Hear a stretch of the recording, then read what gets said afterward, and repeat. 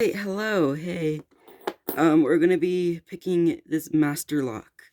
This one was about like 11-ish dollars. I forgot. But it says it has 5 security, but you know master, they suck.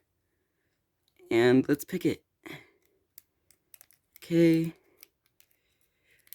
Oh wow, this keyway is really short. I'm getting like no clicks. Except on one.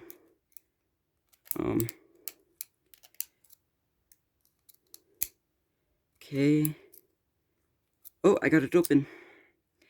Alright, I do not recommend Master or Brinks, but this black lock is a pretty good lock. It took me a little while, and see you in the next one.